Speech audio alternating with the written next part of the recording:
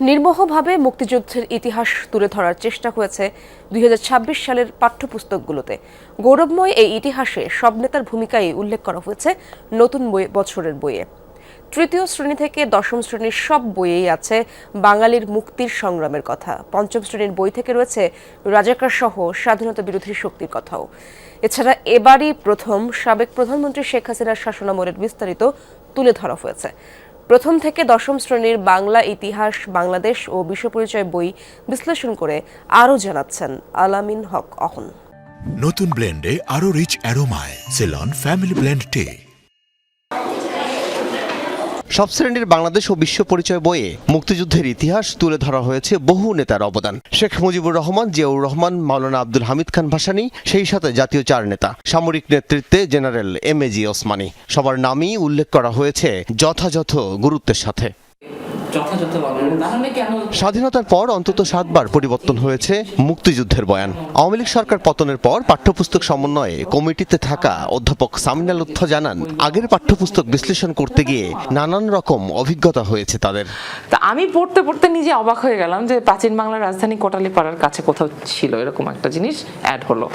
তো ওইটা দেখে আমি সেটা কি সত্যি নাকি, 20-এর ভার্সনে এটা ছিল না, 21-এ চলে আসছে এই একটা লাইন কোত্থেকে আসলো, এটা একটা প্রশ্ন হইলো আমাদের।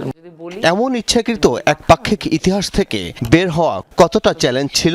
বঙ্গবন্ধুর সমান সাইজের ছবি আর একজনেরই ছিল, সেটা হচ্ছে জেনারেল জগজিৎ সিং অরোরা। বাকি যে নেতারা ছিলেন তারাও তো অগুরুত্বপূর্ণ না, তাদের কারো ছবিই ছিল না, কারো সম্পর্কে কিছু লেখা ছিল না, এই জিনিসগুলো আমাদের লিখতে হয়েছে। রাজাকার সহ 1971-এর স্বাধীনতা বিরোধীদের ঐতিহাসিক অপরাধের বর্ণনায় কোনো শিথিলতা বা মার্জনা করা হয়নি, বরং তাদের কর্মকাণ্ডকে বাংলাদেশের ইতিহাসের অন্ধকারতম অধ্যায় হিসেবেই রাখা হয়েছে। যদিও এখনো ঘাটতি রয়েছে বলে মনে করেন পাঠ্যপুস্তক সমন্বয় কমিটির সাবেক এই সদস্য।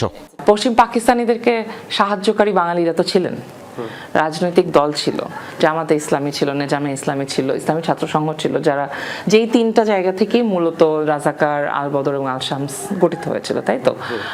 এখন এই যে কথাটুকু আমি আপনাকে বললাম, এই কথাটুকু যদি বইতে না থাকে তাহলে কিভাবে হবে?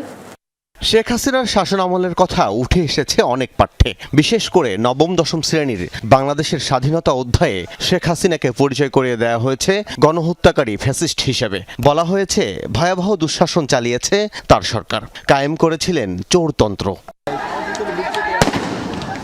2024 সালের জুলাই আন্দোলনকে বাংলাদেশের স্বাধীনতার ধারাবাহিকতা হিসেবেই তুলে ধরা হয়েছে। 1971 সালের মহান মুক্তিযুদ্ধের মধ্য দিয়ে যে গণতান্ত্রিক ও বৈষম্যহীন দেশের আকাঙ্ক্ষা তৈরি হয়েছিল, 24-এর শিক্ষার্থী জনতার গণ অভ্যুত্থানকে বলা হয়েছে তারই একটি আধুনিক ও চূড়ান্ত বহিঃপ্রকাশ। আমিন হক অহন, যমুনা নিউজ।